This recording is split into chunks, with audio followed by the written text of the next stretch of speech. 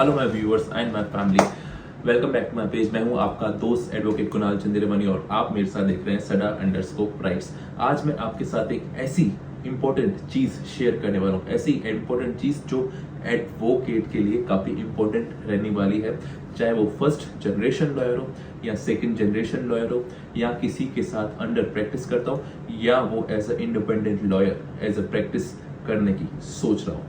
एक वक्त आता है जब आपको लगता है कि मुझे इंडिपेंडेंट प्रैक्टिस शुरू करनी है। इंडिपेंडेंट प्रैक्टिस शुरू करते ही शायद दिमाग में 100 सवाल आते हैं। क्लाइंट कहां से लाऊंगा, फीस कैसे लूंगा, आर्ग्यू कैसे करूंगा, ड्राफ्ट कैसे करूंगा, अभी तक तो सीनियर का हाथ था, अब खुद कैसे प्रैक्टिस करूंगा। बहुत सारे सवाल आते हैं। तो आज इस वीडियो के जो मैंने बनाया है, इन सारी बातों को मैं डिटेल में डिस्कस करूंगा। वीडियो को एंड तक देखना, क्योंकि आपको नहीं पता कौन सी एक चीज आपके लिटिगेशन को बूंदे चल करते शुरू करते हैं। आज का ये खास इंपॉर्टेंट वीडियो। आज हम बात कर रहे हैं 4 इंपॉर्टेंट टॉपिक पर। सबसे पहला, क्लाइंट बेस कैसे बनाएं। दूसरी बात, कोर्ट में ड्राफ्टिंग कैसे करें। तीसरी बात, आर्ग्यूमेंट कैसे करें। और चौथी बात, फाइनली सबसे इंपॉर्टेंट, पैसा कैसे कमाएं, यानी फीस कैसे लें। चारों बातों को जानेंगे। सबसे पहले बात करते हैं कि क्लाइंट कैसे लेके आए। देखिए, आप जब प्रैक्टिस शुरू करते तो प्रैक्टिस करोगे कहाँ, ड्राफ्ट करोगे कब, आर्ग्यू करोगे कब, जब क्लाइंट हो गए ना। तो सबसे इंपॉर्टेंट बात कि क्लाइंट कैसे बनाना, और वकालत में यही एक आर्ट है कि आप अपना क्लाइंट बेस कैसे बनाए। तो आज मैंने 7 पॉइंट्स ढूंढे और उस तरीकों में आपको बात करने वाला हूं कि जहां से आप अपने पर्सपेक्टिव क्लाइंट्स को लेके आ सकते हैं। सबसे पहला बेस होता है आपकी फैमिली। जी हाँ दोस्तों, आपकी फैमिली, फ्रेंड्स, सोसाइटी, रिलेशंस, या आप जहां पे साथ में रहते हैं, जहां उठते हैं, खाते पीते हैं, वहीं से आपको मोस्टली केसेस आते हैं। इसलिए जब आप वकालत शुरू करते हैं तो सबसे ज्यादा केसेस जो जहां से रेफर होते हैं वो आपकी फैमिली या सोसाइटी से होते हैं। एक सबसे इंपॉर्टेंट बात, कभी भी किसी भी रिलेटिव को जाकर या सोसाइटी में जाकर ये ना बोले कि मैं प्रैक्टिस करता हूं और आप मुझे काम दीजिए। जब आप काम मांगेंगे ना तो आपको कोई काम नहीं देगा। इट्स ऑलवेज बेटर कि आप ये बताइए कि मैं इस हाई कोर्ट में प्रैक्टिस करता हूं और इस तरह के मैटर्स देखता हूं। तो आप देखना, अल्टीमेटली डायरेक्टली या इनडायरेक्टली आपको मैटर्स आना शुरू हो जाएंगे। तो पहला तो हुआ फैमिली का बेस। सेकंड बेस की बात करते हैं, जहां हम बात करते हैं सबसे ज्यादा मैटर जो रेफर होते हैं हाई कोर्ट में, वो होते हैं ट्रायल कोर्ट से। बिकॉज ट्रायल कोर्ट में जो बेल खारिज हुई तो हाई कोर्ट में आएगी, ट्रायल कोर्ट में अपील खारिज होगी तो हाई कोर्ट में आएगी। अब जनरली फॉर एग्जाम्पल मैं हाई कोर्ट में प्रैक्टिस कर रहा हूँ। अब अहमदाबाद, गुजरात में जो मेरा हाई कोर्ट है और आसपास के जो जिले हैं, वहां के जो क्लाइंट मुझे जानेंगे, लेकिन मैं वहां के वकीलों से अच्छा संबंध बनाऊंगा। तो सेकंड कॉन्टेक्ट बेस रहता है वो आपके ट्रायल कोर्ट के वकील। जितना हो सके ट्रायल कोर्ट के वकीलों से आप रिलेशन बनाएं, उनके साथ आप 1-to-1 टच में रहें, क्योंकि सबसे ज्यादा काम वो ही आपको बेचने वाले हैं। तो सेकंड बेस होता है ट्रायल कोर्ट के वकील। थर्ड बेस होता है रिटेनरशिप। दोस्तों, जब आप जैसे जैसे वकालत में आगे बढ़ते हैं तो सिर्फ और सिर्फ आप ऐसा ना करें कि लिटिगेशन के केस लें, आप नॉन लिटिगेशन के मैटर्स भी लीजिए। जैसे ड्राफ्टिंग आ गई, आप किसी कंपनी के रिटेनरशिप मॉडल पे आ गए तो आप रिटेनरशिप पे आते हैं, उसकी नॉन लिटिगेशन के बहुत सारे एग्रीमेंट्स को ड्राफ्ट करते हैं, तो उसी कंपनी के बहुत सारे लिटिगेशन के मैटर्स भी आपके पास आते हैं और आप उसके पैनल पे होते हैं या उनके रिटेनर हो, तो ऑब्वियसली बात है कोर्ट के मैटर आपको हैंड ओवर करते हैं। तो तीसरा सबसे बेस रहता है रिटेनरशिप का। जब आप कंपनियों में काम करते हैं वो आपको जरूर हायर करते हैं उनके सिविल या क्रिमिनल लिटिगेशन को मेंटेन करने के लिए। चौथा मुझे जो बेस लगता है वो रहता है कि कोई ना कोई सोशल ऑर्गेनाइजेशन को ज्वाइन करने की। सोशल ऑर्गेनाइजेशन जैसे अगर आप किसी भी कम्युनिटी के हैं, फॉर एग्जाम्पल आप उसकी यूनिटी बनी रहती है, फॉर एग्जाम्पल आप ऐसे लॉटरी क्लब्स में हैं, बहुत सारे ऐसे ऑर्गेनाइजेशन है जहाँ पे बहुत सारे लोग आके एक साथ मिलते हैं। ऐसी संस्थाओं को ज्वाइन करने से आपको एक बहुत बड़ा क्लाइंट बेस मिलता है। मैं अपना एग्जांपल देता हूँ। तो मैंने हाल ही में एक बहुत बड़ी कम्युनिटी ज्वाइन की। जैसे ही मैंने ज्वाइन करी, वहां पे कम से कम 200 से 250 ऐसे कॉन्टेक्ट्स है। जैसे मैं उनके कॉन्टेक्ट में आया, मैंने ये नहीं बोला कि आप मुझे काम दे। उनको जैसे पता लगा कि मैं उनके साथ जा रहा हूँ, मीटिंग्स में बैठ रहा हूँ और मैं ये हाई कोर्ट में प्रैक्टिस करता हूँ, तो डायरेक्टली और इनडायरेक्टली मुझे वहां से काम आना शुरू हो गया। सो आप जितना पब्लिक गैदरिंग में या सोशल गैदरिंग में जाएंगे, जितना ऐसी ऑर्गेनाइजेशन में बैठेंगे, आपको क्लाइंट से काम आने के चांसेस उतने बढ़ेंगे। तो आपका क्लाइंट आपको कहां से आएगा आपको नहीं पता है। इसलिए जितना हो सके वकालत की शुरुआती दिनों में जब आपके पास ज्यादा मैटर नहीं होते तो आप लिखिए as much as you can. साथ में कॉन्टेक्ट बेस की बात करते हैं और बात करते हैं उस टूल की जो आज की सदी में सबसे इंपॉर्टेंट है, वो होती है ऑनलाइन बिजनेस। आप सब जानते हैं एज ए लॉयर आप कहीं प्रमोशन नहीं कर सकते, आपको एडवर्टाइजमेंट नहीं कर सकते, ना होर्डिंग लगा सकते। फिर मैं कैसे बताऊं कि मैं वकील हूं, मैं इस फील्ड में प्रैक्टिस भी करता हूं? उसका जरिया है ऑनलाइन प्लेटफॉर्म। और उस ऑनलाइन प्लेटफॉर्म में सबसे इंपॉर्टेंट है लिंक्डइन।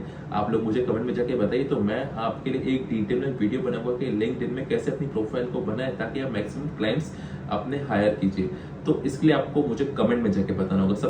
खैर अभी बात करते हैं लिंक्डइन की कि वहां से क्लाइंट कैसे लाते हैं। मैं आपको एक एग्जांपल से बताता हूँ। देखिए, अब तक जितनी भी ब्रीफ किसी बड़े एडवोकेट के पास जाती है तो उसमें बड़े बड़े मैटर आपको इंटरनेशनल डिस्प्यूट से आते हैं। वो केस आपको लिंक्डइन से मिलने के चांसेस होते हैं, क्योंकि उसमें क्या होता है, कोई भी फॉरेन कंपनी में जो फाउंडर्स होते हैं, जो दूसरे कंपनी के ओनर्स होते हैं, वो कोई भी फॉरेन एग्जांपल अहमदाबाद में किसी ने एक फॉरेन कंपनी पे केस किया अहमदाबाद के कोर्ट के अंदर। अब क्योंकि वो बैठा है यूएसए में फॉरेन में, उनको कोई एडवोकेट नहीं मिल रहा है, तब वो लोग लिंक्डइन प्रोफाइल पे जाके सर्च करेंगे और उनके कीवर्ड से शायद कभी आपकी प्रोफाइल भी मैच हो जाए और आपको केस भी मिल जाए। तो एक लिंक्डइन की प्रोफाइल से एक अहमदाबाद बैठे पर्सन को यूएसए की एक बहुत बड़ी कंपनी से केस मिल गया। तो ये सब पॉसिबल होता है आपकी ऑनलाइन प्रेजेंस से। इसलिए आप अपनी ऑनलाइन प्रेजेंस को बहुत अच्छा बनाइए। आजकल वैसे काफी सारी वेबसाइट आ गई जहाँ पे आप जाके रजिस्ट्रेशन भी करवा सकते हैं, प्रोफाइल भी अपलोड कर सकते हैं, वो तो है ही है, बट सबसे पावरफुल है लिंक्डइन, जहाँ पे आप अपनी बातों को रखिए, ओपिनियन शेयर करिए और अपने सीनियर से कनेक्ट होइए, क्योंकि आपको नहीं पता कौन सा कंटेंट आपको कब एक क्लाइंट में कन्वर्ट हो जाए। अब आते हैं वीडियो के दूसरे पार्ट पे कि आपने अपना क्लाइंट बेस तो अच्छा बना दिया।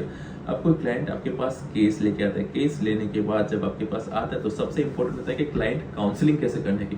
क्लाइंट काउंसलिंग से आप उसकी सारी बातें जान लेते हैं। सब आप क्लाइंट काउंसलिंग करो तो उसमें पेपर पे लिख दो ताकि आप कोई भी इंपॉर्टेंट डिटेल मिस नहीं करो। लेकिन सबसे बड़ी बात यहाँ पे आती है कि उसको ड्राफ्ट कैसे करें। एज अ लॉयर जब मैं प्रैक्टिस में आया तो मेरी सबसे इंपॉर्टेंट पॉइंट ये थी कि ड्राफ्ट मैं कैसे करूं, लेकिन अब वो मेरी दिक्कत एज ऑफ नाउ खत्म हो गई, क्योंकि इतने साल मेहनत करने के बाद मुझे एक ऐसा तो नॉलेज आ गया कि ठीक है, मुझे इस चीज में ये पॉइंट्स लिखने, ये ग्राउंड्स बनाने और इस हिसाब से मुझे आगे बढ़ना है। सो वो आपको एक्सपीरियंस से ही आ सकता है, बट यस, अगर आप इन चीजों का एक्सपीरियंस लोगे और इस बेस पे अगर आप के पास कोई केस आता है तो सीनियर का भी अगर नॉलेज लेके आप ड्राफ्ट कर सकते हो आगे, और ये आपका काफी फेवरेबल पॉइंट रहने वाला है। अब तीसरे पार्ट में बात करते हैं। आपने ड्राफ्ट भी कर लिया। अब ड्राफ्ट करने के बाद जब आप कोर्ट में पेश करेंगे तो बात आती है आर्ग्यूमेंट्स की। तो सबसे इंपॉर्टेंट फैक्टर रहता है किसी भी लॉयर के लिए, ऐसा कहते हैं कि शुरुआत के 1 या 2 मिनट का जो पिच होता है, आपने अपनी बात को ऑनरेबल जज के सामने अच्छे से रख दिया तो शायद वो कन्विंस भी हो जाए, आपको रिलीफ भी दे दे। तो इस हम YouTube के गेम में भी कहते हैं कि शुरुआत में आपने 1-2 मिनट ऑडियंस को रिटर्न कर दिया तो आपको पूरा वीडियो देखेंगे, अगर आपने रिटेन नहीं किया तो नहीं देखेंगे। ये जो एल्गोरिदम YouTube का है वो हम रियल लाइफ में भी देखते हैं। एज अ लॉयर जब आप कोर्ट में आर्ग्यू करते हैं तो शुरुआत काफी अच्छी होनी चाहिए। वो बहुत सारे फैक्टर्स होते हैं जब आप आर्ग्यू करते हैं, वो आपको ध्यान रखना चाहिए। सबसे इंपॉर्टेंट फैक्टर होता है शुरुआत कैसे करें और ये कैसे सीखनी है और कहाँ से सीखनी है। इसके लिए भी आपको कहीं और जाने की जरूरत नहीं है, आप कोर्ट में सीख सकते हैं। एक काम करिए, आप अपने कोर्ट के सबसे अच्छे एडवोकेट्स के नाम ढूंढिए। डेली कॉस्ट लिस्ट जो हाई कोर्ट की आती है या जिस भी कोर्ट में आप प्रैक्टिस कर रहे हो, बाकी जो कॉस्ट लिस्ट आती है वो डाउनलोड करिए, उनकी मैटर्स की जानकारी लीजिए और देखिए कि किस कोर्ट में मैटर लगे और उनको फॉलो करिए। अगर आपका केस नहीं आ रहा है, नंबर नहीं आ रहा है, तो कोर्ट में जाके उन सीनियर को फॉलो करिए और देखिए कि वो कैसे आर्ग्यू करते हैं, कहाँ पॉज लेते हैं और कैसे अपने फेशियल एक्सप्रेशन लाते हैं, कैसे अपने हैंड मूवमेंट करते हैं। ये सब बातें जब आप जानेंगे तब आपकी प्रैक्टिस में बहुत निखार आएगा। सबसे इंपॉर्टेंट बात ये होती है कि जब ऑनरेबल जज बेंच जो क्वेरी करते तो वो उस लॉयर को कैसे रिप्लाई करते हैं उस बेंच को। मैं आपको अपनी बात बताऊं, जब मैं प्रैक्टिस कर रहा था, जब कर रहा हूँ, जो सीनियर एडवोकेट है, जो उनकी कॉज लिस्ट को मैंने रोज डाउनलोड किया, मैंने उनको फॉलो किया और इनफैक्ट मैं आज भी करता हूँ। मैं ये जाके देखता हूँ कि how he raise the argument, वो कैसे कोर्ट में अपनी बात को रखते हैं और जब बातों को आप अपनी प्रैक्टिस में इनवाइट करते हैं तो बहुत हद तक आपकी प्रैक्टिस में निखार आता है। दूसरा टिप मैं आपको देना चाहूंगा आर्ग्यूमेंट के लिए, वो है जजमेंट्स पर के चाहिए। आपके पास कोई मैटर आया, अब आप उसमें क्या कंटेंशन रेज कर सकते हैं। कई बार हम नए होते हैं, हमको ये पता नहीं होता है, लेकिन आप उसकी लॉ के ऊपर आप कमेंट्री पढ़े या कोई पास्ट जजमेंट पढ़े तो आपको ये पता लगेगा कि किस किस तरह की कंटेंशन को रेज किया जा सकता है। ऐसे जब भी आप किसी के कोई केस आए तो आप उस पर पर्टिकुलर लॉ पे कमेंट्री पढ़िए या सुप्रीम कोर्ट या हाई कोर्ट के जजमेंट पढ़िए और ये देखिए कि लॉयर्स जब आर्ग्यू करते हैं तो क्या कंटेंशन रेज करते हैं और वो कंटेंशन कितना सही है गलत, वो तो खैर ऑनरेबल जज के ऊपर है, लेकिन आपको कंटेंशंस मिल जाएंगे और आप अपने आर्ग्यूमेंट को अच्छे से रख पाएंगे। यहाँ पे आपको गोल्डन टिप भी दूंगा, जब भी आप कोर्ट में आर्ग्यू करें और आर्ग्यूमेंट की शुरुआत करें तो हमेशा ये बताएं कि आप कितना आर्ग्यूमेंट रेज करने वाले हैं। समझे नहीं, मैं आपको डिटेल में समझाता हूँ। आप जब बुक पढ़ते हैं तो आगे टेबल ऑफ कंटेंट दिया होता है। टेबल ऑफ कंटेंट में आप ये पहचान पाते हैं कि इसमें मैं क्या पढ़ने वाला हूँ और कैसे पढ़ने वाला हूँ। फॉर एग्जाम्पल आपको इंडेक्स दिया जाता है बुक में।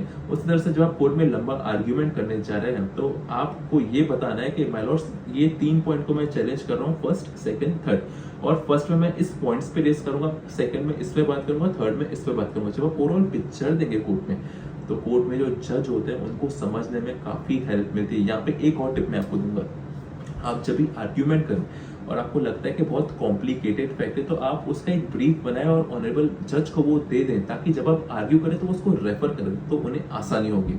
और अगर ऑनरेबल जज को आपका मैटर जल्दी समझ में आ गया तो ये मेरी गारंटी है आपको रिलीफ मिलने में बहुत आसानी मिलने वाली है। तीसरी बात जो आपको ध्यान में रखनी है, वो हर ऑनरेबल जज क्या है, वो एक हमारी तरह इंसान है। वो एक मान्य दृष्टिकोण रखते हैं। वो किसी आर्ग्यूमेंट से खुश होते हैं या किसी और पॉइंट से खुश होते हैं। इसलिए कभी भी आपका मैटर कोई कोर्ट में लिस्ट होता है तो आप उस कोर्ट में जाके बैठिए, सुबह से जाके वहां देखिए कि ऑनरेबल जज के क्या हाव भाव है। वो किस चीज पे गुस्सा हो रहे हैं, किस चीज पे रिलीफ दे रहे हैं, कैसा वो पॉइंट ऑफ व्यू लेके आ रहे हैं। आप चाहे तो उनकी कोर्ट में बैठ के देखिए या उनके पुराने जो जजमेंट है वो देखिए। आप किसी ऑनरेबल जज को उसके पुराने जजमेंट देखेंगे तो शायद वो आपकी बात मानेंगे, और क्योंकि उसका एक पॉइंट ऑफ, हर जज का एक पॉइंट ऑफ व्यू होता है और वो उस हिसाब से चलता है। फॉर एग्जाम्पल मेरे पास अगर कोई बेल एप्लीकेशन लेके आओगे तो मेरे पास एक जनरली कॉन्सेप्ट रहेगा कि मैं इस मैटर में बेल लूंगा और नहीं लूंगा।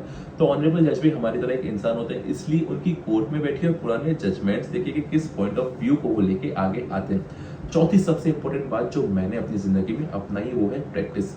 मैं आपको बताऊं मैंने प्रैक्टिस कैसे की है कोर्ट में आर्ग्यू करने की। बड़ी अजीब सी बात है लेकिन आपको हंसी आने वाली है। आज भी जब मुझे लगता है कि मुझे कोई बड़ा मैटर आर्ग्यू करना है तो मैं एक रात पहले अपने आप को इस तरह से तैयार करता हूँ कि आर्ग्यूमेंट बोलने की ट्राई करूं और दिमाग में एक ऐसा फ्रेम बनाऊं और उन सभी आर्ग्यूमेंट को दिमाग में इमेजिन कर देता हूं। जैसे आप पावर ऑफ इमेजिनेशन को यूज करते हैं या आप एक दिन उसको जाके पहले ट्राई करते हैं तो आप कोर्ट में अच्छा परफॉर्म कर पाते हैं। ये मैं आपको गारंटी से कह सकता हूँ।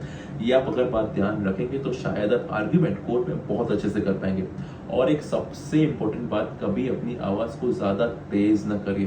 कभी ऑनरेबल जज को आप गुस्सा न दिलाएं, क्योंकि हो सकता है आप आवाज तेज कर गुस्सा दिलाकर उस मैटर में रिलीफ ले लेंगे, लेकिन अगले आने वाले मैटर आप सब खराब कर लेंगे। इसलिए अपनी बात को बहुत पेशेंस से ऑनरेबल कोर्ट के पास रखिए, और वो मानते हैं तो बहुत अच्छा है, अगर नहीं मानते हैं तो आपको एक ही बात बोलनी है, जैसे सर आपको ठीक लगे, as my lords deems fit. अब हम आगे बात करेंगे लास्ट पार्ट पे, फीस कैसे लें। सब बात कर ली, आर्ग्यूमेंट कर लिया कोर्ट में, ड्राफ्टिंग भी कर लिया, क्लाइंट बेस पे बना दिया, लेकिन इंपॉर्टेंट चीज है फीस। सर फीस के बिना कैसे काम करेंगे। एक लॉयर के यहाँ मैंने कोर्ट पढ़ा था कि मेरा दिमाग तब तक नहीं चलता जब तक फीस नहीं आती। खैर ये मजाक की बात थी लेकिन ऐसा सच में होता है। लॉ फील्ड में सबसे ज्यादा आपको ध्यान रखना है कि फीस कैसे लें और कब लें। वैसे इसका कोई एक फॉर्मूला नहीं है, ऐसा कोई रूल नहीं है कि आप इतनी फीस लें और इतना ना लें, लेकिन यहाँ पे मैं आपको एक सजेशन देता हूँ कि हमेशा अपना एक स्टैंडर्ड सेट करिए। आप मेरी बात मानिए, अगर मैं कम फीस लूंगा तो मेरे पास ज्यादा मैटर्स आएंगे, ऐसा नहीं होता है। आपको एक स्टैंडर्ड सेट करना है तो आपको फीस का भी एक स्टैंडर्ड सेट करना है। आपको ये बोलना होगा कि ये मेरी मिनिमम फीस है, इससे ज्यादा या कम में मैं वकालतनामा फाइल नहीं करूंगा। अगर क्लाइंट आ रहे हैं तो अलग फीस हो रही है, लेकिन अगर वकील साहब के थ्रू मैटर आ रहा है तो आप उसमें मिनिमम फीस ले सकते हैं, क्योंकि वो वकील साहब है और वो आपको हर काम देते हैं। इसलिए फीस का एक मिनिमम स्टैंडर्ड सेट करना था। अभी लगी बात कि फीस कब लूं कब नहीं लूं, ये तो आपको और आपके पार्टी के जो कॉन्टेक्ट है, रिलेशन है, उस पर डिपेंड करता है। लेकिन ऐसा कहते हैं कि जनरली फीस एडवांस ले लेनी चाहिए, क्योंकि कई बार काम होने के बाद मेरा एक्सपीरियंस ये है कि क्लाइंट तक पहुंचना डिफिकल्ट हो जाता है और वो फीस नहीं देते हैं। इसलिए इट्स बेटर कि आप अपनी फीस पहले ले लीजिए। वैसे मैं आपको कानूनी बात यहाँ बता दूं कि इंडिया में परसेंटेज पे फीस लेना इलीगल है। बार काउंसिल ऑफ इंडिया के रूल्स मना करते हैं, परसेंटेज पे फीस नहीं ले सकते, उस बात का ध्यान रखिएगा। आप फीस का एक स्टैंडर्ड सेट करिए, एक अच्छी फीस लीजिए, लेकिन आप जब अच्छी फीस लेते हो तो आपको उसका मोटिवेशन भी आता है और आप उसको क्लाइंट की बात भी अच्छे से रख सकते हैं। मैं आपको एक सीख मेरे जो सीनियर से मिली है मैं आपको पास आउट करूंगा। मेरे सीनियर ये कहा करते थे, जो क्रिमिनल है, जो बदमाश है, उनसे आप एक भी रुपए की फीस कम मत करिए, क्योंकि वो ऑलरेडी सोसाइटी में गलत कर चुके हैं और उनके पास पैसों की कमी नहीं है। लेकिन अगर आपके पास कोई जरूरतमंद आता है तो उसका केस आप कम पैसों में या आप बिना फीस पे कर लीजिए, क्योंकि क्या पता कब दुआ किसकी काम में आ जाए। आज हमने बहुत सारी बातें डिस्कस की। मुझे पूरा विश्वास है आप जब ये वीडियो को एंड करेंगे तो आपने क्लाइंट बेस पे काम जरूर करेंगे, आर्ग्यूमेंट पे जरूर काम करेंगे, ड्राफ्टिंग पे काम करेंगे और फीस को लेके इस बारे में जरूर सोचेंगे। आपको ये वीडियो कैसा लगा मुझे कमेंट में बताइए। और आपने अगर वकालत शुरू करी है या आप स्टूडेंट्स हैं तो आपको ये समझना जरूरी है कि आपको किस चीज में प्रॉब्लम है और वो मुझे आप शेयर करिए ताकि मैं इस बेस पे एक नेक्स्ट वीडियो भी बना सकूं। बने रहिए मेरे पेज पे Sada_Rights. Know your rights. If you're with me, you will have it better.